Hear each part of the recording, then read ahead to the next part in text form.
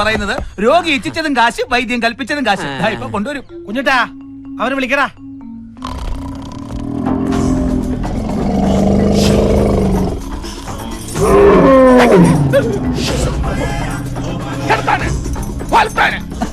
ആനയെ മര്യാദ ഇവൻ എന്നെ ഈ കാണിക്കുന്നത്.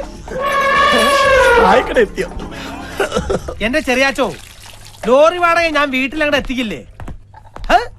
നേരം പരപര വെളുക്കും മുമ്പ് ഇവിടെ വന്ന് ഇങ്ങനെ ഇരിക്കണോ? അല്ല, നീ പൂരമൊക്കെ കഴിഞ്ഞ് ക്ഷീണിച്ച് വരികയില്ലയോ? നിനക്കൊരു ബുദ്ധിമുട്ടുണ്ടാകട്ടെന്ന് കരുതിയിട്ടാ. ഇന്നലെ എവിടെ ആയിരുന്നു പൂരം? ചീക്കിലോട്ട് കാവ്. ഹോ, എന്താ ജനം! അസാധ്യ വെടിക്കെട്ട്.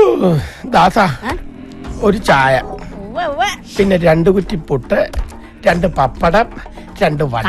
വേഗം കേറ്റിട്ട് ആനയെ കൊണ്ട് കുളിപ്പിക്കാൻ നോക്ക്. ആനയെ മാത്രം കുളിപ്പിച്ചാ പോരാ, ലോറിനെയും കുളിപ്പിക്കണം. എന്നാ 2 കുറ്റി പുട്ടൂടാ. ചെറിയാച്ചന്റെ പറ്റിലാണ്. ആർക്കെങ്കിലും എന്തെങ്കിലും വേണം ഉടനെ കഴിച്ചോണം. സാധനം ഇപ്പൊ തീരുവേ. അനുജ, ഇന്നത്തെ കാലത്ത് ഒരു കുട്ടിയെ പഠിപ്പിച്ച് വലുതാക്കുക എന്ന് പറയുന്നത് തന്നെ വലിയ ബുദ്ധിമുട്ടാണ്. അതിന്റെ ഇടയിൽ ഒരു ആനയെ കൂടെ പോറ്റുക എന്ന് പറഞ്ഞാൽ ഭയങ്കരം. എന്റെ നസീറെ, ആനയ്ക്ക് സ്കൂൾ അഡ്മിഷൻ വേണ്ട, യൂണിഫോം വേണ്ട, കെട്ടിച്ചു വിടണ്ട, മാമുദിശ മുക്കണ്ട. എന്തിനധികം പറയണ്? ആനയ്ക്ക് ഒരു ജട്ടി പോലെ ഇടിയിക്കണ്ട. അയ്യോ, ഞാൻ ആ ആനയുടെ കാര്യമല്ല ഉദ്ദേശിച്ചത്, ഈ വെള്ളാനക്കുട്ടിയുടെ കാര്യം.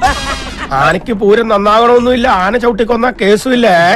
രണ്ടിനും കൂടെ തീറ്റ കൊടുത്ത് ആനയിൽ കുത്തുപാള എടുക്കും.